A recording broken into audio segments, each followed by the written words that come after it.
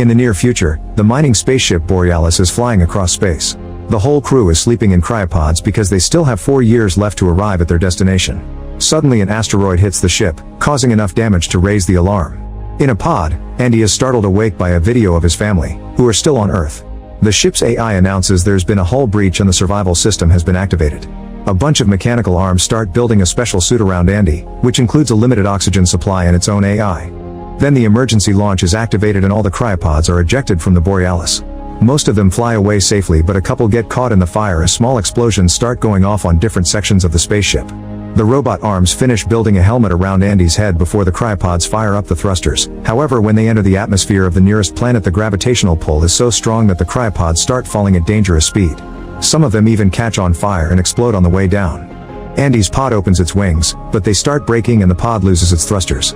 Suddenly it hits some elevated terrain and it crashes, sliding down the hard land for a few seconds until it finally stops against a pile of dirt. An unconscious Andy sees a quick vision of his family before waking up, and the AI thinks he's having a heart attack, but Andy deactivates the defibrillator just in time. He looks out the window and notices he's stuck in a deserted land. When he tries the radio, nobody answers. Suddenly the pod moves and the AI explains they're on unstable terrain, so he needs to leave.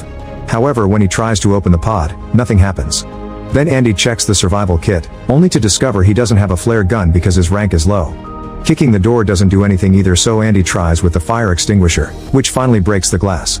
As he tries to get out, the pod rolls on its side and he falls back inside. The broken glass damages his suit in the process and he starts losing oxygen.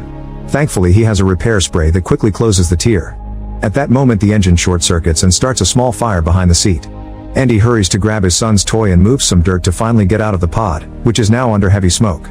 He looks around and notices the Borealis on fire falling from the sky until it crashes on the planet, causing a huge explosion. The resulting shockwave hits Andy and makes him fall. He recovers quickly and asks the AI for some information, discovering that the ship only made it halfway through the journey and that he's on unmapped territory. There's a light in the distance, so Andy starts making his way there while trying to contact others on the radio. After walking for a while, he finds half of the Borealis on fire in a pod nearby. He checks inside to grab the oxygen tank and is startled by the falling body of a fellow crew member. When he takes a closer look, he discovers the oxygen tank's broken. Andy then leaves without noticing the blood and slashes on top of the pod.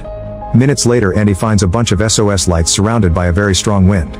This has been set up by Dwayne, who has retrieved some equipment and is already considering getting meat from the bodies for food. He managed to look at the nav log before the crash and learned that the company took a shortcut through an asteroid belt to save fuel, which is why they are on an unknown area. Dwayne is trying to use the equipment to send an SOS message to Earth that will take 8 months to arrive, and if the rescuers use a fast ship they'll be here in around 2 years. Andy is starting to lose hope, but Dwayne points out they may find the means to survive in the other half of the Borealis. When he steps back, Andy accidentally unplugs the machine and turns around to fix it. At that moment a mysterious creature jumps in and captures Dwayne, leaving without a trace. When Andy finally turns again, he's alone. After sending the message to Earth, Andy takes Dwayne's gun and the AI reminds him his oxygen levels are low. Andy asks it to set a route to the biggest Borealis piece and starts walking while continuously checking the radio to find other survivors. Eventually he reaches the edge of a cliff and the AI admits its system isn't working well. He thinks about his family while screaming in frustration until he hears a noise on the radio. It's another survivor called Naomi. The signal isn't very good and Andy runs around until he can hear her without static. Naomi is stuck in her pod and she's searched for the crew's trackers, but sadly the only survivors are her, Andy, and Dwayne. She sends Andy her location, but the AI warns him that her area is unstable and Andy may not have enough oxygen to reach it. Andy hesitates to take such a risk, so Naomi convinces him by pointing out she has enough oxygen for both of them. For the next few hours, Andy does nothing but walking while chatting with Naomi. Suddenly Andy hears a weird noise and asks his AI to scan the area, but that function isn't working. When Naomi hears the name of the model, she confirms that AI is supposed to be discontinued, and this is another thing the company did to save money regardless of their crew's safety. It's nighttime by now and Andy has to be careful while he walks because his helmet lights isn't very strong. He freezes when he thinks he sees something, but he blames it on his imagination and keeps going. Seconds later, he notices rocks rolling near his feet and gets nervous because there are more noises, not seeing a shadow watching him from above. At that moment he finds strange holes in the ground and follows them until he finds a bigger hole covered in cobweb, which makes him realize the little holes are paw prints. Andy panics and keeps on walking as fast as possible, noticing more and more cobwebs in the area. Soon it starts snowing and Andy notices that the noises sound more like growling now. Something big runs nearby and Andy immediately hides while turning off his helmet lights. Naomi is surprised because her scanner shows a bunch of crew trackers moving toward him, but none of them are responding. Andy makes the AI link to those trackers and the signals appear around him at the same time. Naomi says they're right in front of him, but he can't see anything. A flare is shot in the air and the light reveals a giant spider nearby. Since it ate the crew, it has the trackers in its stomach. Since Dwayne's gun isn't working, Andy screams and starts running only for the spider to try to jump on him. He ends up falling into a crack in the ground, and when he looks up, the creature is trying to reach inside. A terrified Andy continues to run while the spider follows him from above and occasionally reaches in to slash him. Thankfully Andy dodges all the attacks, however he's distracted by the monster and ends up falling from the edge of a cliff. Rolling down at such a speed is quite painful, but at least the snow cushions his landing. The spider roars at him from above yet doesn't come down. Andy keeps on freaking out after such an experience, and Naomi interrupts him to point out his oxygen levels are dropping. It turns out the fall has made another tear on his suit, so Andy hurries to seal it with the spray. He manages to close it off by using all the spray he has left. At that moment Dwayne's voice appears in the radio asking for help because he's fighting off a bunch of spiders. Naomi thinks Andy should help him, but Andy doesn't want to fight monsters and his scanner isn't even working well. However, he changes his mind when Naomi points out Dwayne will have oxygen. As Andy runs among the crashed pods, he sees the flares being shot by Dwayne and follows them to finally find him. Dwayne is about to share the monster's weakness when the spider jumps on him again, so Andy has to hide and hear on the radio how Dwayne is killed. He runs to hide behind a different pod hoping to escape, only to find a second monster nearby also feeding on bodies. Naomi activates the AI voice and lights in one of the pods, and one of the spiders is distracted by it, allowing Andy to run and hide inside another pod. Then Naomi tries to activate a different pod to distract the other creature, however she accidentally turns on the lights in Andy's and he's startled by a body. Thankfully she manages to activate all the other pods too, and now that both spiders are distracted, Andy can finally run away. Soon the monsters realize they were tricked and start following him, only to freeze when Andy enters a foggy area. After the spiders leave, Andy tells Naomi she should be finding a safe spot too, but Naomi can't feel her legs. She's starting to have a panic attack, so Andy sings the song he used to sing for his son to help her calm down.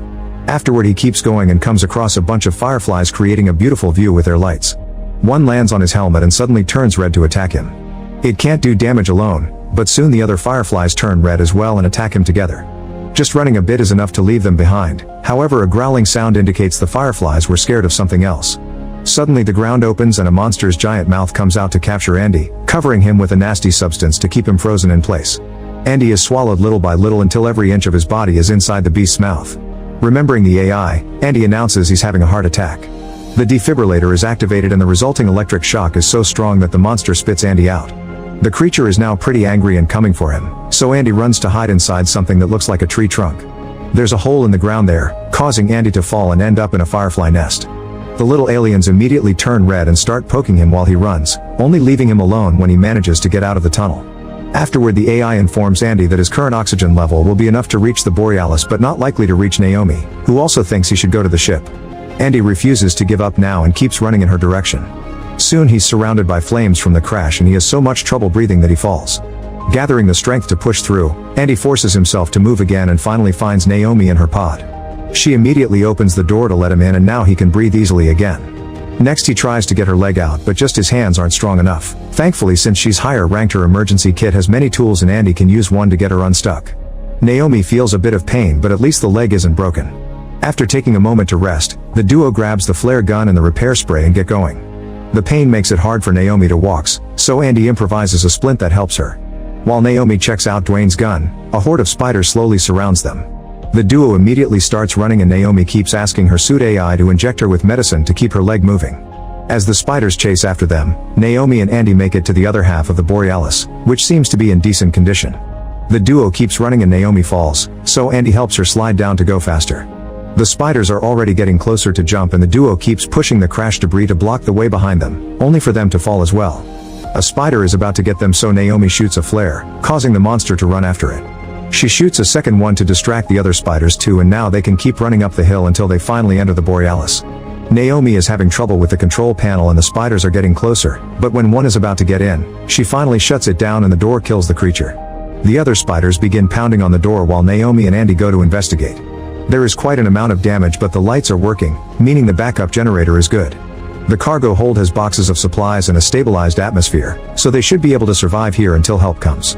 On a corridor there's a trail of blood and they follow it until they find the main console, which is covered in guts and cobweb. The duo hides when they see a big spider come in and open its stomach to drop even more human parts and even a helmet. Andy feels sick and forces himself to swallow the puke.